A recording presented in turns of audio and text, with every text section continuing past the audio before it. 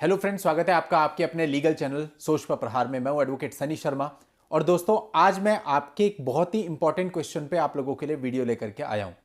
दोस्तों, आप में से अधिकतर लोग समय समय पर ये पूछते रहे हैं, अभी भी मैसेज रिसीव होते रहते हैं कि सर, यदि मेरी वाइफ पर्टिकुलर जगह पर काम कर रही है तो क्या ऐसे केस में भी मुझे मेंटेनेंस देना पड़ेगा। तो दोस्तों, इस पर पहले भी मैंने कई सारे अलग अलग जजमेंट्स पर वीडियो बनाए हैं। आज भी मैं आपके लिए एक बहुत ही इंपॉर्टेंट जजमेंट लेकर के आया हूं। दोस्तों, यहां मैं आपको बताना चाहूंगा कि कोई भी जजमेंट तब तक वैलिड होता है जब तक वो ओवर रूल ना हो जाए। यानी इस बात से कोई भी फर्क नहीं पड़ता कि वो जजमेंट 2019 का है, 2018 का है या उससे पहले का है। और दोस्तों, आपने देखा होगा कि जब भी माननीय सुप्रीम कोर्ट या हाई कोर्ट के कोई डिसीजन आते हैं तो उसमें वो बहुत सारे जजमेंट्स का रेफरेंस लेते हैं। और कई बार वो जो जजमेंट होते हैं वो 1975 के होते हैं, कई बार 1966 के होते हैं।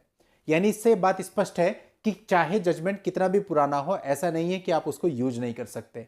बस शर्त यह है कि वो किसी नए जजमेंट के द्वारा ओवर रूल ना हो गया हो। तो दोस्तों, अब हम आज के जजमेंट पे बात करते हैं। ये जो जजमेंट है, यहां पर पति का यह कहना था कि पत्नी की भी कुछ आय है, उसकी भी सोर्स ऑफ अर्निंग है, इसलिए वो मेंटेनेंस के हकदार नहीं है। तो इस मामले को कोर्ट ने किस तरह से देखा। माननीय सुप्रीम कोर्ट का जजमेंट है, पूरा ट्रायल कोर्ट से लेकर सुप्रीम कोर्ट तक सारी कोर्ट्स ने, अलग अलग कोर्ट्स ने कैसे ऑब्जर्व किया, सब कुछ मैं आपके सामने आज की इस वीडियो में रखने वाला हूं। और दोस्तों, आगे बढ़ने से पहले आपसे कहना चाहूंगा कि हमें सपोर्ट करने के लिए हमारे चैनल को सब्सक्राइब करके नोटिफिकेशन बेल पर जरूर क्लिक करें, ताकि जब भी मैं इस तरह की वीडियो आपके इस चैनल पर आपके लिए लेके आऊं, उसकी जानकारी आपको सबसे पहले मिले।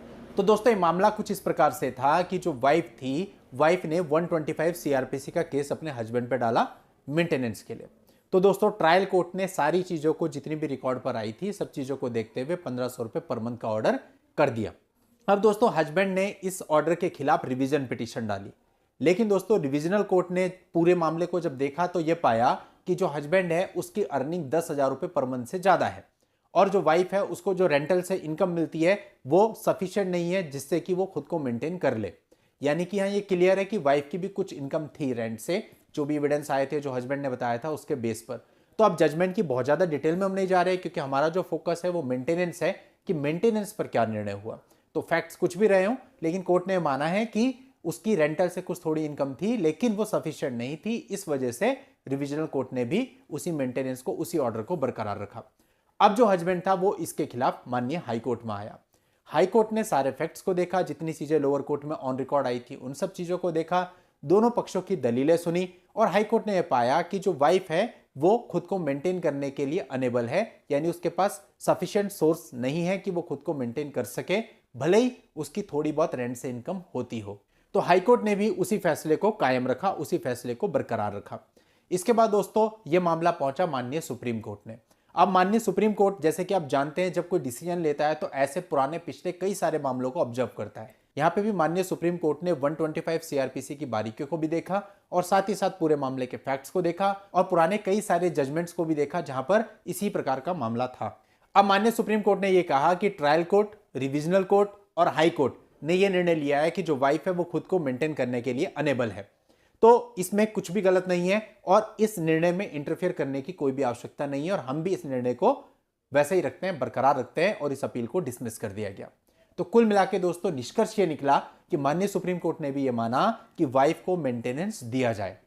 तो इस तरह का एक नहीं दोस्तों, इस तरह की बहुत सारे आपको जजमेंट मिलेंगे जहां पे वाइफ अर्निंग है, कुछ कमा रही है, लेकिन फिर भी कोर्ट ने माना कि वो सफिशिएंट नहीं है और हस्बैंड को मेंटेनेंस देना पड़ेगा। तो इसलिए आपके जो क्वेश्चंस आते हैं उनमें से, देखिए, आप लोग कमेंट्स में बार बार क्वेश्चंस पूछते हैं। अब उनमें से ना अधिकतर क्वेश्चन वो होते हैं जिनके एक्सप्लेनेशन की जरूरत होती है, फिर आप कहते हैं सर आप जवाब नहीं देते। जवाब देखो, अगर यस नो वाला होता है तब तो दिया जा सकता है, लेकिन आपने क्वेश्चन पूछा, उसके पीछे उसकी एक्सप्लेनेशन आपको बतानी पड़ेगी कि ऐसा है तो ऐसा, ऐसा है तो ऐसा है, वो कमेंट्स में पॉसिबल नहीं है। वहां पे अगर हम यस या नो लिख देंगे, कुछ गलत हो गया तो कल को आप बोलेंगे सर ने तो ऐसा कहा था, मेरे साथ ऐसा हो गया। दैट्स वाई इस तरह के क्वेश्चंस का आंसर कमेंट्स में नहीं दिया जा सकता है। तो दोस्तों, ये वीडियो इसीलिए लाई जाती है ताकि आप लोगों की समय समय पर जो क्वेरीज आती है वो सॉर्ट आउट होती रहें।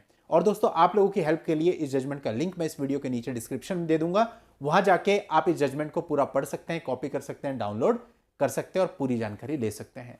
नेक्स्ट वीडियो में नई लीगल जानकारी के साथ मैं आपसे फिर मिलता हूं। तब तक के लिए good bye and thank you for watching. Take care.